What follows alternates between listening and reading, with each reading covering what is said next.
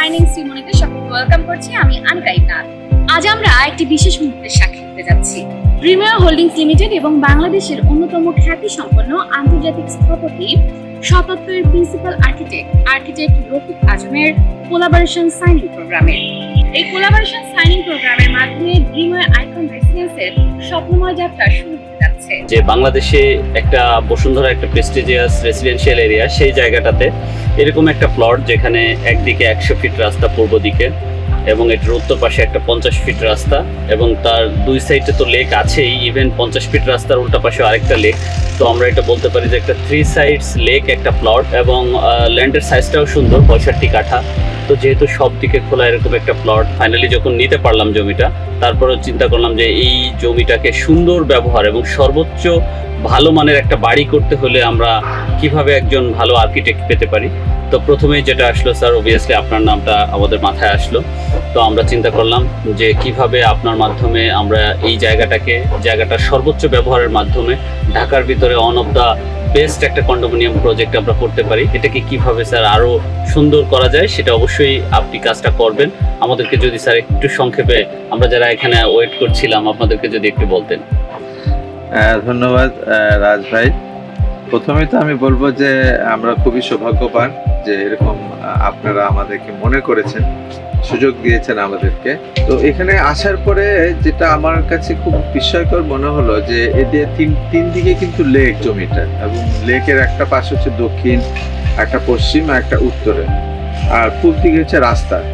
তো এটা না হঠাৎ করে আপনি ঢাকার মধ্যে থেকে একটা আইল্যান্ডে চলে আসলেন। এখন দ্বীপের কথাটা শুনলেই না আমাদের কাছে একটা রোম্যান্টিসিজম তৈরি হয় না, আমরা ছেড়া দ্বীপে গেলাম, হ্যাঁ, তো আইল্যান্ডে আমরা মলদ্বীপে আইল্যান্ডে চলে গেলাম। তখনই মনে হয় কি আমরা শহরের যে জীবন, যেটাকে আমরা বলি টেরেস্ট্রিয়াল লাইফ, পার্থিব জীবন থেকে আমরা যখন সরে যেতে চাই, তখন আইল্যান্ড হচ্ছে বেস্ট একটা জায়গা যেখানে আমরা একটা স্বর্গীয় জায়গায় চলে গেলাম। তো শহরে থেকে বসুন্ধরার মতো জায়গায়, একদম শহরের মাঝখানে এটা, ওইখানে এসে হঠাৎ করে আপনি একটা নিস্তব্ধ আইল্যান্ডে চলে গেলেন। এটা তো কে পায়? এটা তো একটা সৌভাগ্যের ব্যাপার। এখন এটাকে কিভাবে ব্যবহার করলে ওই বোর্ডটাকে বেশি করে জাগিয়ে তোলা যায় যে হ্যাঁ, আমি আসলে শহরের মধ্যে থাকছি, কিন্তু যখনই বাসায় ফিরছি তখনই আমার মনে হচ্ছে আমি তো একটা স্বর্গীয় জায়গায় চলে গেলাম, শহর থেকে বিচ্ছিন্ন হয়ে গেলাম, একটা সাইলেন্ট, একটা ট্রাঙ্কুয়েল, একটা অদ্ভুত পরিবেশের মধ্যে গেলাম, যেখানে আমরা আমার সংসার নিয়ে বা বাচ্চাদেরকে নিয়ে, মানুষ সবাইকে নিয়ে খুব দারুণভাবে সময়টা কাটাচ্ছে। তো এইটা চাওয়া, হ্যাঁ, আপনারাও বলেছেন হ্যাঁ এরকম তো দারুণ একটা চিন্তা, কিন্তু এটা করতে গেলে না অসম্ভব পরিমাণের মানে টেকনিক্যাল জিনিস থেকে, টেকনিক্যাল বলতে একটা ভালো প্ল্যান, এটা তো কোনো মাফ নাই। ভালো প্ল্যান যেখানে সবকিছু আমরা যা চাওয়া আছে, এর বাইরে অসংখ্য জিনিস লেয়ার আছে আপনার, এখানে এটা নাকি ফিজিক্যাল, মেটাফিজিক্যাল আপনার, হ্যাঁ, মানে বাস্তবে আবার স্বপ্নে, স্বপ্ন আর বাস্তবের সমন্বয়। এখন একটা জিনিস, জায়গা তো মনে করেন একটা বড় দ্বীপের মতো না, এটা জমির একটা সাইজ আছে 64 কাঠা, হ্যাঁ, কিন্তু এটাকে ফিল করাইতে হবে এটা যেন অফুরন্ত। ফিল করানোর জন্য এটা সাইকোলজিক্যাল ট্রিটমেন্ট লাগবে অনেক। আপনার কি করলে একটা মানুষ মনে করে এই জায়গাটা তো অসীম, কি করলে ঘটলে পরে প্রাকৃতিক যে ইকোলজিক্যাল চমৎকার একটা বৈচিত্র্য আছে, পৃথিবীতে একটা ইকোলজি না, এখানে গাছ আছে, পানি আছে, পাখি আছে, কালার আছে, 6 ঋতু আছে, কোনো দেশে 4 ঋতু আছে, এই সবটা এখানে এসে হাজির হতে থাকবে আপনার। আবার যখন সময় চলে যায়, ঋতু পরিবর্তনের সাথে আরেকটা জিনিস পরিবর্তন হয় আপনার। তো এই যে চেঞ্জ, কন্টিনিউয়াসলি চেঞ্জ, সূর্যের আলো আপনার যেমন দক্ষিণে ঝুলে যাবে শীতকালে, ডিসেম্বরে একেবারে সবচেয়ে ছোট দিন হবে, আবার গরমকালে মাথার উপর চলে আসবে আপনার, তখন আবার দক্ষিণ থেকে হু হু করে হাওয়া আসবে আপনার।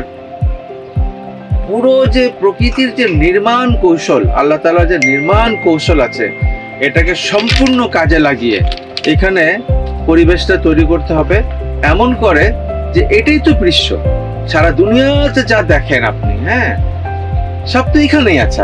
যেমন নাকি আপনার লালন বলেছে না, যা দেহে নাই তার দেহের বাইরেও নাই আপনার, অর্থাৎ আমরা দেহে সব কিছু ধারণ করি যা বিশ্ব ব্রহ্মাণ্ডে ঘটছে আপনার। আসলে তো আপনার বডিতে কি নাই আপনার, হ্যাঁ আপনি যদি একটু একটু করে দেখতে থাকেন আপনার চিন্তা শক্তি, এই চিন্তা শক্তি বিশ্ব জয় করতে পারে, এই শরীরে যত রক্ত প্রবাহ, হার্ট, এটা সেটা কত ফাংশন করে না, সব মিলে কিন্তু আপনি একটা দারুণ একটা মানুষ, যে মানুষটা অনেক সময় ফেরেশতাও হয়, আল্লাহ তাআলা কাউকে কাউকে ফেরেশতা বানিয়ে দিয়েছে। এই জমিটা কিন্তু ওইরকমই সব কিছু ধারণ করতে পারে।